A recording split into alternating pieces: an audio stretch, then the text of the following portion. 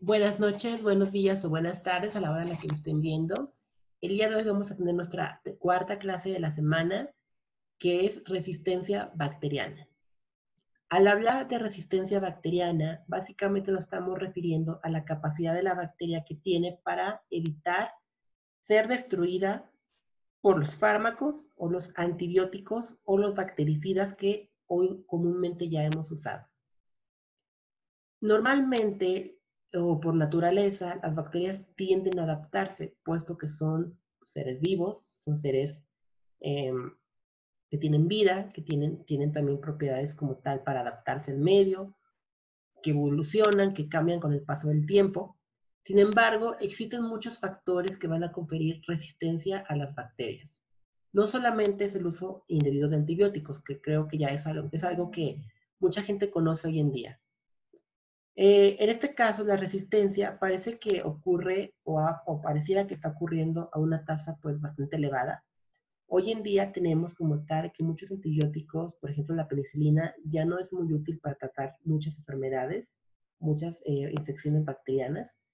Y también tenemos ya que antibióticos que se están empezando a usar apenas o que están apareciendo nuevamente, empiezan ya también a ser resistentes, o bueno, empiezan a ser ya ineficaces, mejor dicho, contra algunas infecciones. ¿Cómo es que se da esto? Bueno, generalmente las bacterias van siendo resistentes al ser, al seleccionarse entre estas mismas las cepas que son más resistentes. Obviamente, tema de evolución, sobrevive la bacteria más fuerte o la más adaptada.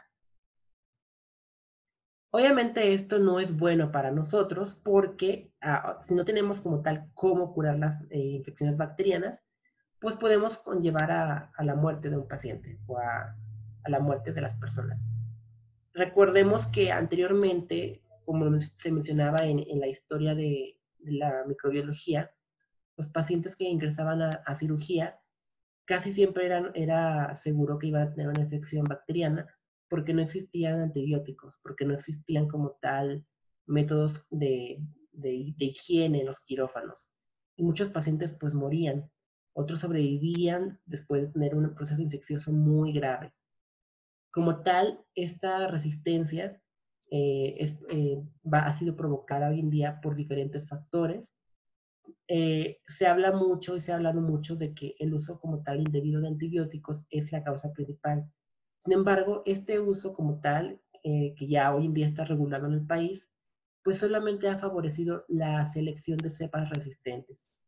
En sí, ya existían o ya existen cepas resistentes a los antibióticos, es decir, antes ya existían cepas resistentes a la penicilina, pero hoy en día, al matar como tal las cepas que eran susceptibles, pues dejamos solamente las cepas resistentes. Entonces tenemos que utilizar nuevos fármacos para poder destruir a las bacterias. Como tal, la evaluación para ver la susceptibilidad de las bacterias se realiza en el laboratorio con un antibiograma. El antibiograma como tal es básicamente el cultivar una cepa en un agar que se llama Muller-Hinton y utilizar sensidiscos o discos de antibiótico para ver o observar el crecimiento o la inhibición de este en la caja de cultivo. Obviamente, mientras más grande sea el diámetro que tiene el circulito o el disco, pues mayor espectro de función tiene. Si se fijan, aquí tenemos una bacteria, o bueno, una cepa bacteriana que es resistente a este antibiótico y también a este. Básicamente crece sin ningún problema. Y el que es muy susceptible, pues, a los demás en menor o mayor proporción. Como tal, las bacterias susceptibles se van a inhibir a niveles no tóxicos. Para esto es importante conocer un poquito de farma, es por eso que les pedía que ya empezaran como a leer, les pedía que empezaran a hacer su cuadro de antibióticos, su clasificación de antibióticos, porque de esto va a depender el tratamiento de las infecciones bacterianas. Es importante conocer que cualquier infección o a la hora de administrar un fármaco, este fármaco tiene que administrarse a una dosis no tóxica para el paciente. No olvidemos que los fármacos en sí pues son drogas y una sobredosis de drogas pues resulta pues mortal en los pacientes, puede ser muy tóxica. En el caso de los antibióticos, pues no es como tal la excepción. Entonces, como tal, los antibióticos tienen que recetarse a dosis no tóxicas para los pacientes. Es decir, dosis en las que puedan actuar sin causarle un daño orgánico al paciente. Como tal, existen cepas también que son resistentes, ya lo mencionábamos, y también cepas que son limítrofes. Es decir, cepas intermedias que son moderadamente resistentes o moderadamente sensibles. La mayoría de las cepas bacterianas se encuentran en esta zona, ya que hay muchas bacterias que son sensibles para un antibiótico, pero muy ineficaces o muy resistentes para otro. Ahora, las propiedades farmacológicas como la absorción, la distribución y el metabolismo de los antibióticos afecta también como tal el uso de estos, porque hay antibióticos que se absorben más rápido y que tienen como tal un amplio mayor de espectro. Como tal, hay antibióticos que no pueden llegar a ciertas zonas del cuerpo administrándose por vía como tal oral, tienen que ser administrados por vía, por ejemplo, por las venas, otros tienen que ser administrados por vía parenteral, entre otras cosas. Entonces, dependiendo del lugar donde queramos que actúen, obviamente va a ser el lugar o la forma de administración del fármaco. Como tal, existen muchos tipos de antibióticos y una clasificación muy grande. Esa va a ser su tarea, recuerden que es su tarea del tercer parcial. Y la clasificación empieza con los beta-lactámicos, que básicamente son los que inhiben lo que es la síntesis de la pared celular. Este es su blanco de acción. Al inhibir la pared celular, la bacteria pues se queda sin esta y obviamente es susceptible a la lisis osmótica y finalmente pues muere. En esta clasificación vamos a encontrar a las penicilinas, todo lo que es amoxicilina, ampicilina, tetraciclina, metilicina, ticarcilina, eh, amoxicilina, ampicilina. Bueno, me gustan mucho esos antibióticos. Creo que por eso soy muy resistente. Bueno, no, creo que no. Bueno, tenemos también a las cefalosporinas, que son la ceftriaxona, la cefalexina. Tenemos a los monobactámicos, que es ya como tal una clasificación, un grupo de antibióticos que es para bacterias que son resistentes a las betalactamasas.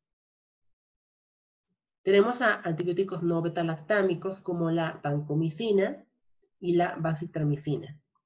Antibióticos que su blanco de acción son la síntesis de proteínas o inhibir la síntesis de proteínas como los aminoglucósidos, las tetraciclinas, el cloranfenicol, que es como tal el antibiótico que se utiliza mucho para hacer antibiograma Muller-Hinton, la eritromicina o los macrólidos, las lincosamidas, y muchos de estos antibióticos son de origen sintético, de origen químico, hechos en el laboratorio. Tenemos también antibióticos que inhiben como tal la síntesis de ácidos nucleicos, es decir, la replicación del DNA o de los plásmidos, que son las quinolonas.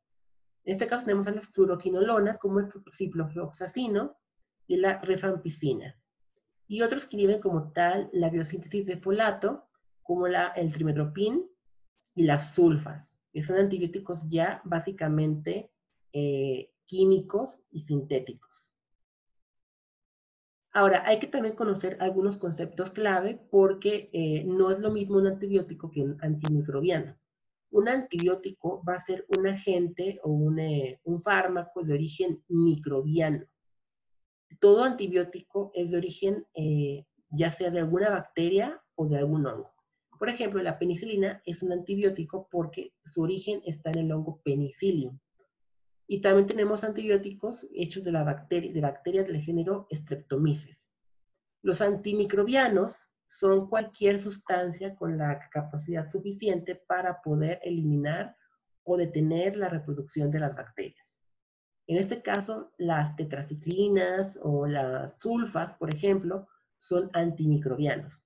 Los bactericidas son compuestos que solamente inhiben el crecimiento, pero no eliminan las bacterias, solamente evitan que se reproduzcan. Generalmente estos los encontramos en cremas tópicas. Los bacteriostáticos son antimicrobianos que inhiben como tal el crecimiento, pero que no eliminan los organismos. Es decir, la defensa del hospedador son las responsables de erradicar la infección. De una forma u otra, solamente detienen su crecimiento para que el sistema inmune haga su trabajo. Como tal, el control de laboratorio del tratamiento antimicrobiano es importante. Ahora, les menciono, no es lo mismo como tal, o repasando nuevamente lo que acabo de decir, una infección, por ejemplo, en un área como el cerebro, a una infección como tal en un área más localizada como es un absceso en la piel. Es posible como tal examinar la susceptibilidad de estos microorganismos, aislando como tal al paciente y a la bacteria de estas en el laboratorio. Si seleccionamos como tal el tratamiento adecuado, el paciente va a tener una mejor recuperación. A que si solamente estamos jugando con los antibióticos, a ver cuál es el que mejor funciona. Es por eso que para cualquier infección es recomendable que ustedes como médicos recomienden un antibiograma para ver qué antibiótico es el más indicado para este tipo de infección. Ahora, la farmacología clínica de la sustancia, la causa de la enfermedad y el sitio de la infección van a ser factores para esta elección de medicamentos. Como tal, hay que considerar siempre, o casi siempre, al administrar un medicamento, un fármaco, mucha gente lo usa, o muchos médicos, mejor dicho, lo hacen en base a experiencia clínica, pues ya por sus años de servicio, pero para la gente que es nueva, pues no tiene la oportunidad de darse ese lujo. La penetración como tal también dentro de las células es un factor importante, ya que si, como lo menciono, si el antibiótico no llega al lugar donde se necesita, pues no va a actuar, no va a tener una eficacia. Por ejemplo, en la meningitis, el medicamento debe llegar al espacio subaracnoideo y al líquido cefalorraquídeo. Si el tratamiento que le damos al paciente no es eficaz o no llega a este sitio, pues realmente no va a funcionar. Para una infección que se tiene por un absceso, pues el tratamiento va a ser considerado básicamente quirúrgico. Va a ser drenar el absceso y lavar con una solución antibiótica y antibióticos orales. Entonces, básicamente va a depender mucho del tipo de infección que se tenga en el paciente. Otro ejemplo sencillo, para la tifoidea, por ejemplo, el ciprofloxacino es muy eficaz, los aminoglucósidos no lo son. ¿Por qué? Porque en pruebas in vitro como tal o pruebas de laboratorio, ambos fármacos son, digamos, eficaces. Sin embargo, los aminoglucósidos tienden a ser eficaces en concentraciones muy altas, por lo cual suelen ser más tóxicos de lo que son fuera del cuerpo. Por eso no se dan aminoglucósidos para la tifoidea, sino ciprofloxacino. También aquí es otro factor importante, la dosis de antibióticos. Dependiendo también del antibiótico va a ser la dosis, porque como aquí en este caso hablamos de una dosis súper alta en aminoglucósidos, que básicamente lo que hacen es también causar una toxicidad al paciente. Para esto, obviamente, tenemos que hacer pruebas en el laboratorio, que son algunas de las prácticas que ustedes van a hacer, que es la concentración inhibitoria mínima, que básicamente un cultivo de bacterias, vamos a hacer diferentes disoluciones, obviamente con algún tipo de antibiótico, y vamos a ver a qué tipo de disolución las bacterias dejan de crecer o ya no existen.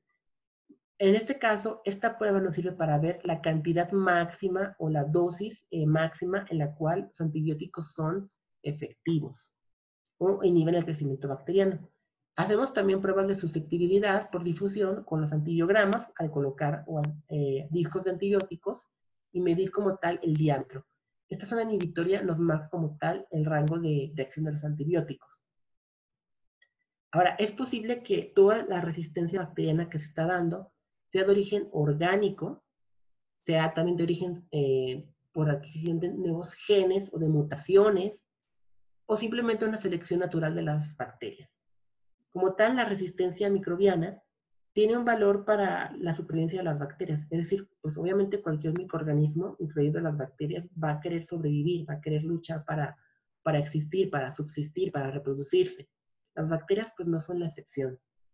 Entonces, es por eso que tienen que desarrollar estos métodos para poder evadir aquello que pueda llegar a afectarlas. Como tal, ¿qué características son las que tienen o confieren como tal esta resistencia a los antibióticos? Bueno, tenemos como tal muchas características que pueden llegar a ser resistentes a las bacterias. Por ejemplo, que pueden evitar que el antibiótico penetre en la membrana. Las bombas de salida, tenemos como tal algunas que requieren transporte oxidativo, tenemos como tal algunas que van a evitar por genes el blanco del antibiótico. Y bueno, en sí, ¿cuáles son los mecanismos de resistencia? Resistencia y virulencia hay que reconocer que son propiedades como tal distintas. Resistencia es la capacidad del organismo para evitar, pues, morir. Y virulencia es la capacidad del organismo para poder ser transmitible y poder ser la capacidad que tiene para también ser, digamos, patógeno. Los mecanismos como tal de resistencia básicamente se incluyen en tres, que es la exclusión de los microbianos de la célula bacteriana como resultado como tal de la impermeabilidad o la salida activa de estos, la alteración del blanco antimicrobiano y la inactivación del fármaco por enzimas del microorganismo, que es básicamente la forma natural en la que las bacterias adquieren su resistencia. Dicho de otra manera, exclusión del antimicrobiano. Evita que el fármaco entre a la bacteria y tenga acción. Alteración del blanco antimicrobiano. Pues si, por ejemplo, el blanco es un receptor en la bacteria o en la membrana plasmática, si tiene una mutación la proteína que genera este receptor, pues el receptor va a estar dañado y el blanco ya no va a ser susceptible, entonces no va a tener ninguna acción.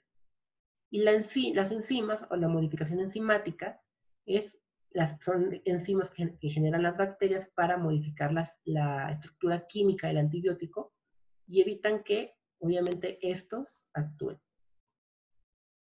Ahora, la incapacidad para cruzar las membranas, pues realmente es una condición que se da mucho, sobre todo con antibióticos betalactámicos. En este caso, para gram positivas y gram negativas. La pared celular es como tal la primera barrera que tienen las bacterias contra los antimicrobianos.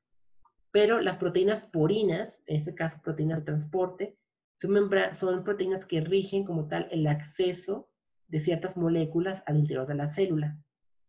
Estas digamos, proteínas pueden también estar mutadas, pueden evitar que un grupo de antibióticos entren por su tamaño y puede evitar que otros antibióticos entren, pero también por transporte activo pueden eliminarlos al exterior. Algunos antimicrobianos pueden ser transportados en forma activa dentro de la célula y es lo que les comentaba. O sea, así como entran, así como salen. Ahora, el blanco alterado como tal es lo que les comentaba. Supongamos que en este caso la penicilina tiene que unirse a una proteína para poder actuar dentro de lo que es el receptor o los enlaces de la pared celular. Si este receptor está dañado, la penicilina no se va a unir. Como tal, el blanco de acción pues va a ser ineficaz. Entonces, una vez que está dentro de la célula, básicamente no tiene la afinidad con los enlaces y por lo tanto no tiene ninguna acción. Si una alteración en un sitio blanco elimina la susceptibilidad, la mutación, porque generalmente todo esto es provocado por mutaciones en el genoma de la bacteria, esto genera una resistencia y esta resistencia va a ser pasada de una generación a otra. Por lo tanto, tenemos ahora una selección de cepas súper resistentes a los antibióticos. Este tipo de selecciones ha ocurrido ya con la streptomicina, que básicamente el lugar donde actúa la streptomicina es un enlace que solamente está en el ribosoma. Si la bacteria tiene mutado este enlace, la streptomicina no va a poder adherirse y tampoco va a evitar que se lleve a cabo la síntesis de proteínas. Entonces, obviamente, la bacteria pues no va a ser susceptible al antibiótico.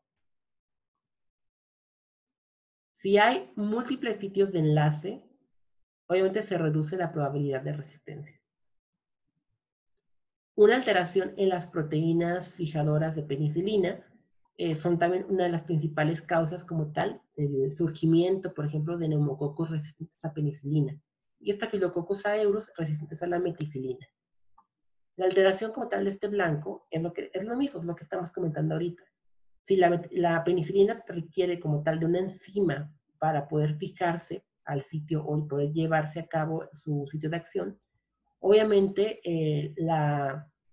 el sitio pues, va a estar alterado y no va a poder actuar la penicilina de la forma correcta. En este caso aquí tenemos las formas más gráficas de resistencia bacteriana, que es por bombas de flujo, es decir, así como entre los antibióticos, así salen. Las modificaciones de los sitios blancos, es decir, nada más pues, llegan los antibióticos ahí al sitio, pero no tienen forma de actuar, así que se vuelven ineficaces. Y la inactivación enzimática, que básicamente las enzimas modificando la estructura química de los antibióticos. Tenemos un cuarto método también de resistencia, que es la obstrucción en la penetración. Es decir, obstruir los sitios de entrada por los cuales entra el antibiótico para que lleguen al sitio blanco. Esto obviamente se va a dar mucho más en bacterias con cierta estructura. Por ejemplo, la cápsula es una estructura que puede evitar como tal esta entrada. La desactivación enzimática, básicamente les comento, ya les comenté, es el agente antimicrobiano más poderoso y sólido de todos los mecanismos de resistencia. Es el responsable como tal de que las bacterias hoy en día estén evolucionando, de las bacterias hoy en día estén, digamos, adaptándose a esta nueva era de antibióticos, de medicamentos, y básicamente casi siempre se da en lugares donde están enzimas propias o sitios blancos donde están donde ya han actuado los antibióticos. Por ejemplo, en gram negativas, este sitio de acción se va a dar en el espacio periplásmico o en gram positivas fuera de la célula. Las enzimas van a causar alteraciones químicas a los antimicrobianos.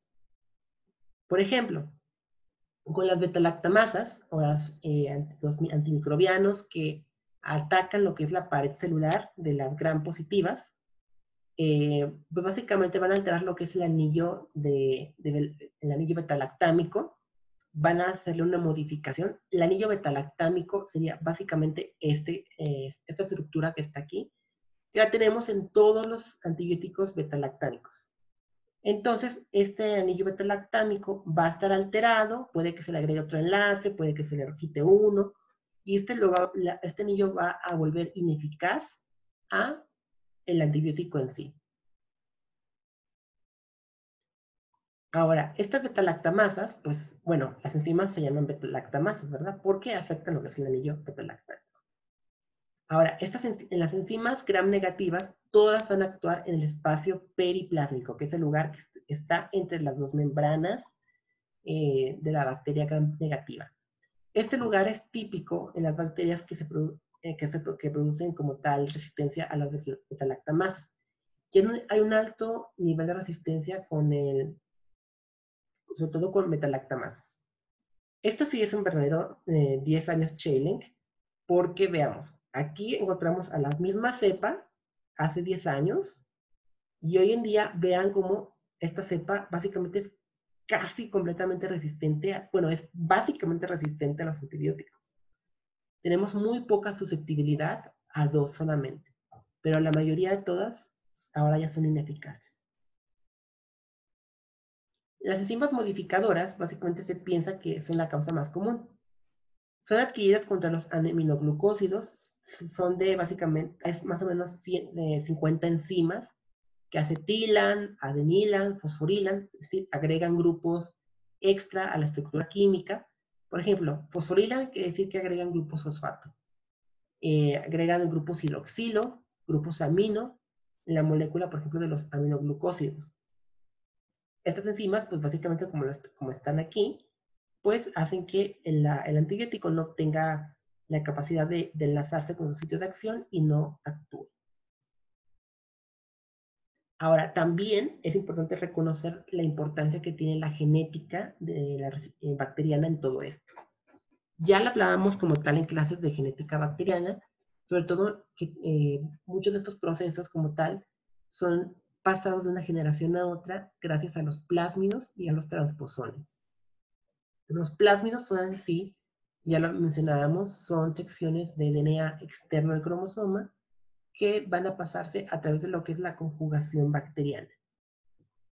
Esos plásmidos ya reconocemos hoy en día que tienen diferentes genes para diferentes resistencia a muchos antibióticos, por ejemplo, genes para la resistencia a la penicilina, a las tetraciclinas, y esta es una resistencia básicamente adquirida, es decir, una bacteria que antes no era resistente puede ser transformada, conjugada o transducida a través de los diferentes vectores para que este plásmido pueda llegar a ella y básicamente se vuelve una bacteria resistente. También tenemos resistencias por mutaciones, es decir, el cambio de nucleótidos en lo que es su base de ADN. Entonces, esta mutación puede también conferir resistencia a los antibióticos. Generalmente, las mutaciones pues, son de muy baja frecuencia y no son como la principal causa para la resistencia microbiana. Los plásmidos, pues sí, estos plásmidos sí son una de las principales formas o las que tiene como tal la resistencia microbiana y básicamente se dan en muchas bacterias, básicamente en bacterias de todas las especies, de todos los géneros, se dan esta transmisión de plásmidos. Los transposones, que son genes o secciones móviles o saltarines de DNA, también son, digamos, responsables de la alteración y también de la mutación del DNA. Ahora, con el uso clínico, obviamente, de los antibióticos, les menciono, empiezan a aparecer cepas resistentes, ya que matamos las que son susceptibles por naturaleza y solamente dejamos vivas las que son resistentes. Entonces, estas cepas pues se reproducen y a la larga pues ya el antibiótico pues ya no sirve. Ahora, generalmente todo esto tiene que ver mucho con el mal uso que se le ha dado a los antibióticos y también porque en alimentos como lo es la carne, los, los productos de origen animal, de granja, de rastro, a muchos animales se les inyectan antibióticos para que puedan tener más masa muscular, para que puedan crecer, y esto generalmente pues no se elimina de la carne. Entonces, al consumir esta carne tan procesada con antibióticos, pues obviamente también consumimos estos antibióticos, generando pues brotes que, que se han rastreado desde los pacientes hasta las granjas. Ahora, la selección de los fármacos antimicrobianos o antibacterianos, mejor dicho, pues básicamente es un poco compleja. Les comento, muchos médicos lo hacen de forma empírica, basándose solamente en datos clínicos, en la probable enfermedad, el probable agente etiológico. Y básicamente esto no es como tan indicado, es mejor hacer un antibiograma. A fin de cuentas, los antibiogramas básicamente están en 2 o 3 días. Y también es en base a la decisión del uso, prueba y error del antibiótico.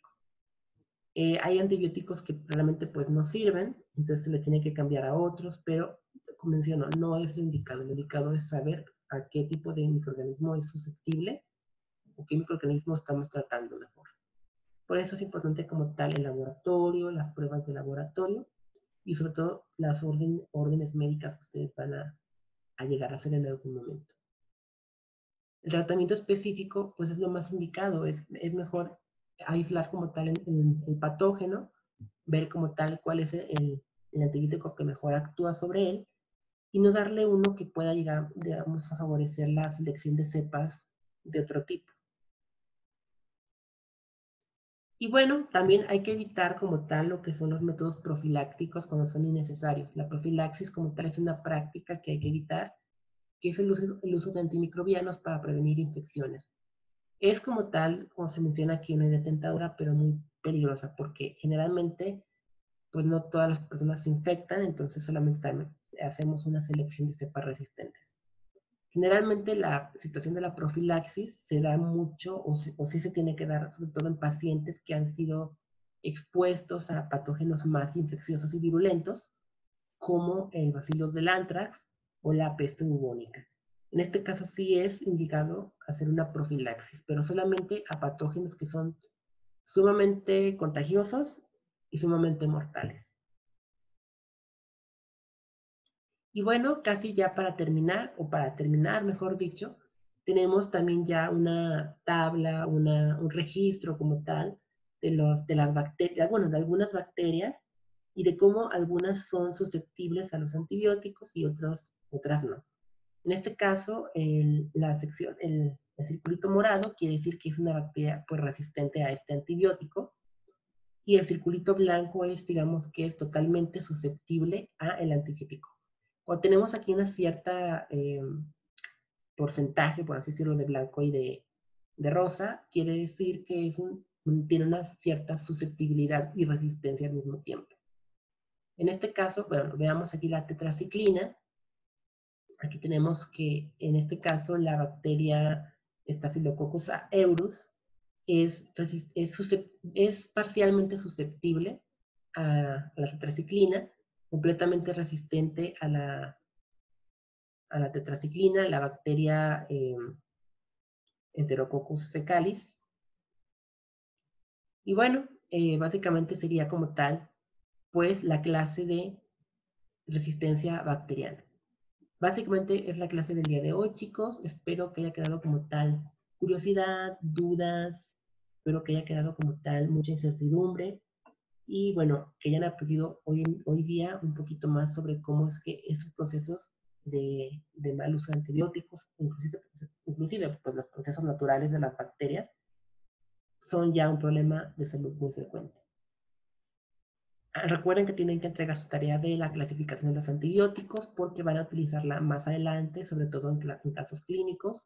Así que para que la vayan haciendo con calma y muy bien hecha, porque forma parte de su calificación del parcial. Les dejo como tal las clases grabadas. Ya saben, chicos, pueden consultarlas en cualquier momento. Recuerden leer, investigar todavía más de lo que yo les digo y nos vemos en nuestras próximas clases. Cuídense, chicos. Bye.